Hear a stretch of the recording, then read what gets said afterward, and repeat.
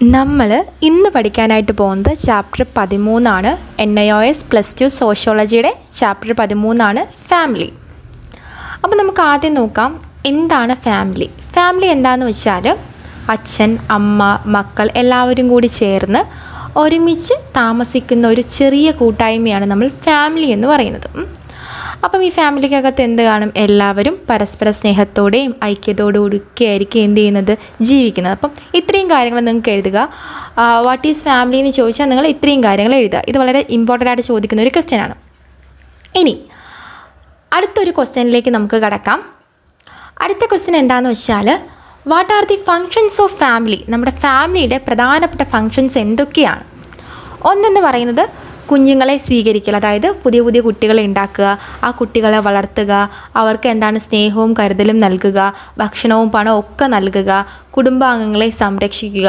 ഇതൊക്കെയാണ് എന്തിൻ്റെ അകത്ത് വരുന്നത്? നമ്മുടെ ഫാമിലിയുടെ ഫങ്ഷൻസിൻ്റെ അകത്ത് വരുന്നത്. ഇതൊന്നും എനിക്കധികം എക്സ്പ്ലെയിൻ ചെയ്ത് പറയേണ്ട കാര്യമില്ല, കാരണം ഇതൊക്കെ നമുക്ക് അറിയാവുന്ന കാര്യങ്ങളാണ്. അപ്പം എന്താണ് ഫാമിലി എന്നും ഫാമിലിയുടെ ഫങ്ഷൻസ് എന്തൊക്കെയാണെന്നുള്ളതും നിങ്ങൾ മസ്റ്റായിട്ട് പഠിക്കേണ്ട ഒരു ഏരിയ ആണ്. അടുത്ത് നമുക്ക് നോക്കാനായിട്ട് പോകുന്നത് എന്താണ് കൊഹബിറ്റേഷൻ. കൊഹബിറ്റേഷൻ എന്താണെന്ന് വെച്ചാൽ living together, simply living together എന്ന് പറയാം. അതായത് വിവാഹം കഴിക്കാതെ ദമ്പതികൾ ഒരുമിച്ച് താമസിക്കുന്നതിനെയാണ് നമ്മൾ എന്ന് പറയുന്നത് ലിവിങ് ടുഗദർ അല്ലെങ്കിൽ കൊഹബിറ്റേഷൻ എന്ന് പറയുന്നത്.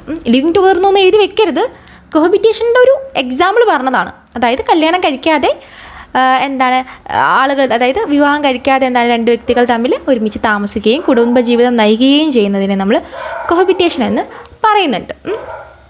ഇനി അടുത്ത് നമുക്ക് നോക്കാനായിട്ട് പോകുന്നത് വളരെ റിലവൻ്റ് ആയിട്ട് എക്സാമിന് ചോദിക്കുന്ന ഏരിയ ആണ് ടൈപ്സ് ഓഫ് ഫാമിലി.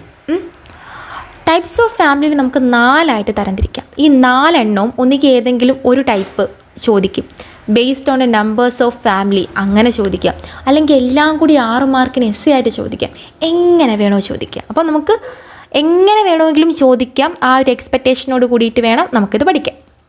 അപ്പോൾ നമുക്ക് നോക്കാം. ഒന്നാമതെന്ന് പറയുമ്പോൾ based on the numbers of family.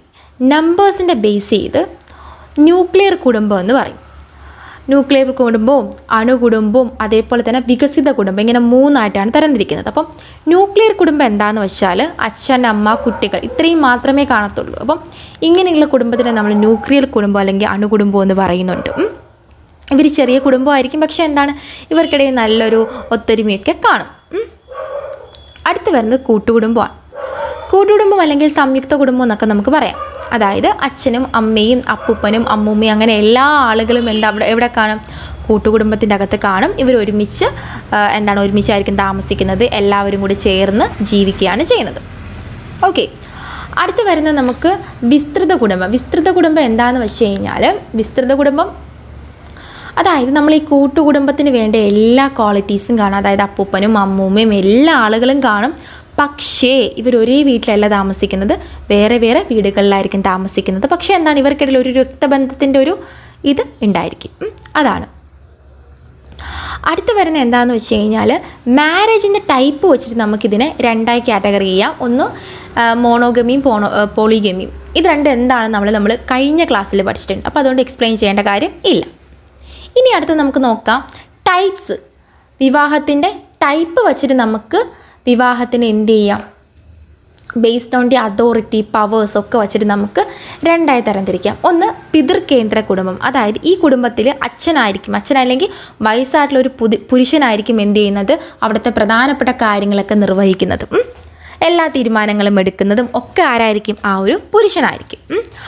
അതിനെയാണ് നമ്മൾ എന്തെന്ന് പറയുന്നത് പിതൃദായക ക്രമം എന്ന് പറയുന്നത്. അപ്പം മാതൃദായക ക്രമം എന്തോന്നാണ്? ഓപ്പോസിറ്റ്. മാതാവായിരിക്കും എന്ത് ചെയ്യുന്നത്, ആ കുടുംബത്തിലെ വയസ്സായിട്ടുള്ള ആ ലേഡി ആയിരിക്കും എന്ത് ചെയ്യുന്നത്, തീരുമാനങ്ങളെല്ലാം എടുക്കുന്നത്. അതിനെയാണ് നമ്മൾ എന്തെന്ന് പറയുന്നത് മാതൃദായക ക്രമം എന്ന് പറയുന്നത്. പിന്നെ അടുത്ത് വരുന്നത് വംശപാരമ്പര്യമാണ്.